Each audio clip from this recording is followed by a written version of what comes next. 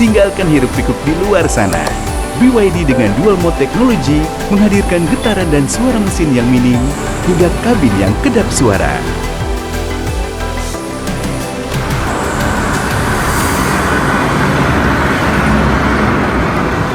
Senyapnya menenangkan, menjaga kedamaian hingga sampai di tujuan.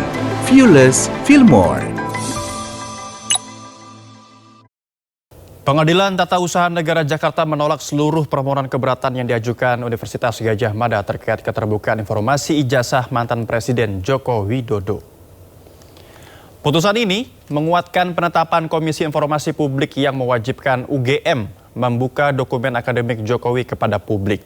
Selain menolak banding UGM, Majelis Hakim juga membebankan biaya perkara sebesar Rp648.500 kepada pihak UGM. Dalam pertimbangan hukumnya, Majelis Hakim PT UN Jakarta menegaskan hak masyarakat untuk mengetahui riwayat pendidikan pejabat negara, mengalahkan klaim kerahasiaan data pribadi. Hakim menolak dalih UGM yang mempermasalahkan batas waktu permohonan informasi serta alasan perlindungan data pribadi. UGM kini wajib menyerahkan dan membuka seluruh dokumen akademik Joko Widodo ke publik. Stempel bernama pejabat, NIP dan Sidang pra-peradilan Roy Suryo Jilid 3 kembali digelar di Pengadilan Negeri Jakarta Selatan. Kali ini Roy Suryo menghadirkan ahli pidana terkait permohonan atas ganti rugi penangkapannya.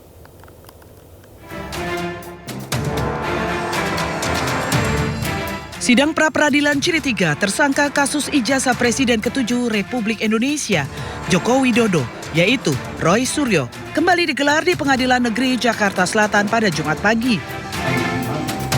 Roy Suryo kali ini mengajukan pra-peradilan dengan menggugat Polda Metro Jaya untuk mengganti rugi sebesar Rp206 juta.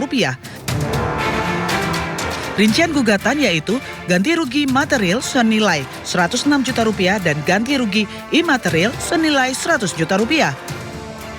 Dalam agenda sidang hari ini, Roy menghadirkan ahli pidana yaitu Didit Wijayanto Wijaya.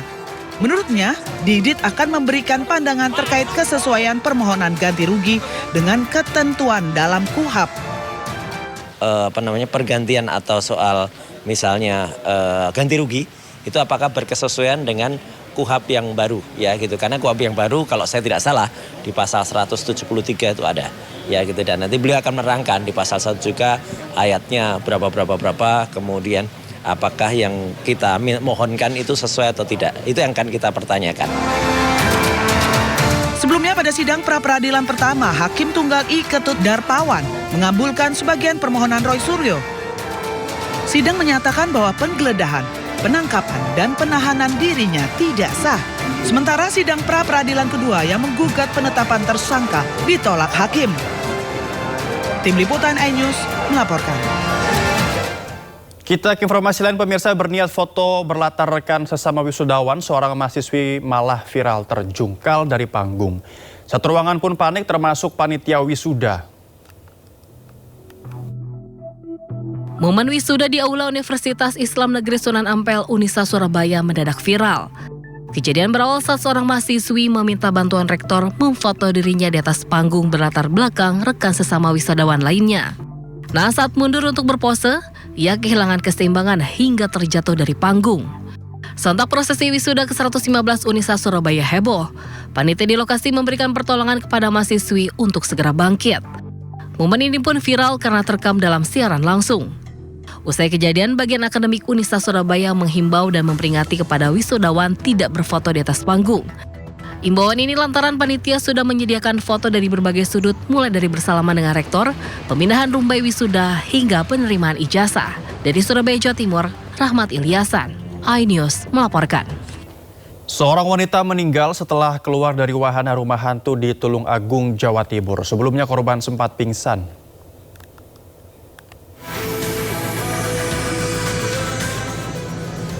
Garis polisi terpasang di sebuah wahana rumah hantu di pusat perbelanjaan Tulung Agung setelah seorang pengunjung meninggal dunia.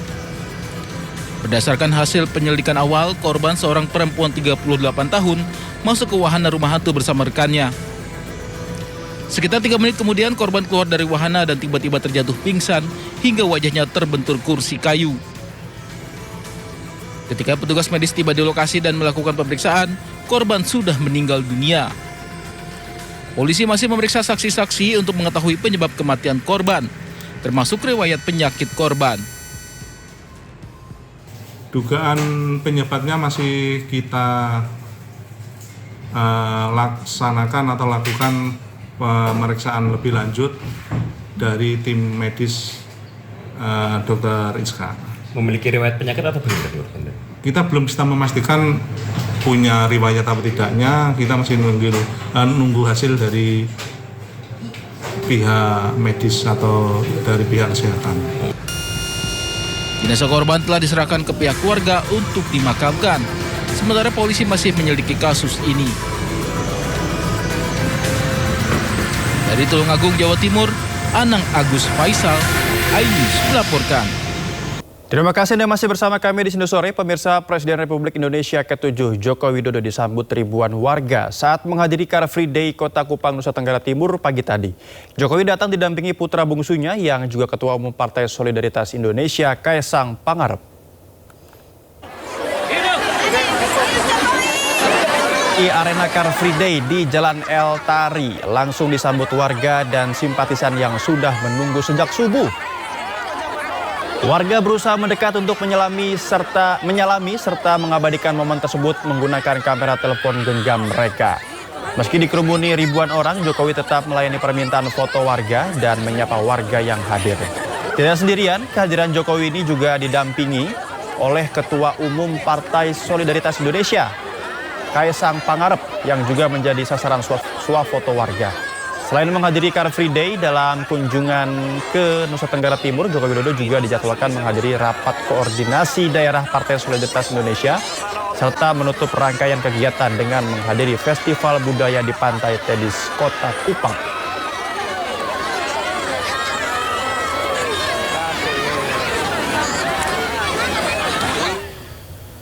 Ramai dibahas di DPR soal peluang menaikkan gaji kepala daerah. Gubernur Sumatera Utara Bobi Nasution mengaku menyetujui usulan tersebut. Namun menurut Bobi secara pribadi ia tidak pernah mengusulkan kenaikan gaji kepala daerah.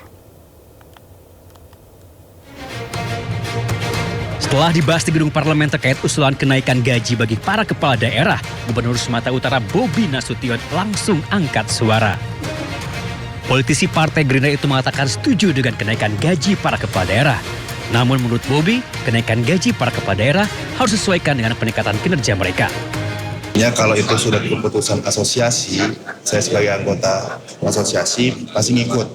Tapi kalau secara pribadi, saya tidak pernah menyuarakan dan meminta. Kalaupun naik, harus ada KPI-nya juga lah. Karena kan kenaikan itu harus ada penilaian juga. Ya, kalau dibilang boleh nggak naik, boleh. Tapi harus ada KPI-nya, ada nilai ukur kerjanya dulu. Mungkin yang bagus boleh dapat. Kalau yang nggak bagus, nggak usah dapat lah. Bobi juga menyebut jika wacana kenaikan gaji para kepala daerah sudah lama digaungkan, namun belum mendapat tanggapan baik dari DPR maupun dari Kementerian Dalam Negeri. Namun dengan tegas Bobi menyebut sebagai kepala daerah ia tidak pernah mengusulkan kenaikan gaji. Sebelumnya, Menteri Dalam Negeri Tito Karnavian menyebut akan membuka peluang merevisi Peraturan Pemerintah Nomor 109 Tahun 2000 tentang hak keuangan para kepala daerah, termasuk gaji mereka. Tito mengklaim aturan berusia 26 tahun itu sudah saatnya direvisi, mengikuti kondisi dan perkembangan zaman. Dari Medan, Sumatera Utara, Aminur Rashid, iNews melaporkan. Iya, kalaupun jadi naik gaji, semoga pelayanan kepada publik semakin baik dan tentunya tidak ada korupsi lagi pemirsa ya.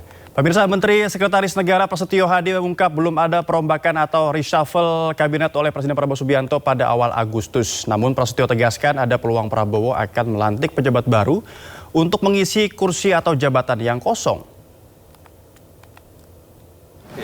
Sementara belum ada. Kalaupun, mohon maaf ya, kalaupun misalnya ada barangkali untuk mengisi kekosongan-kekosongan dari beberapa posisi yang karena perubahan yang kemarin ditinggalkan oleh yang pejabat yang lama. Seperti Wamentan ya berarti? Ya, contohnya seperti Wamentan. Apalagi Mas kira-kira?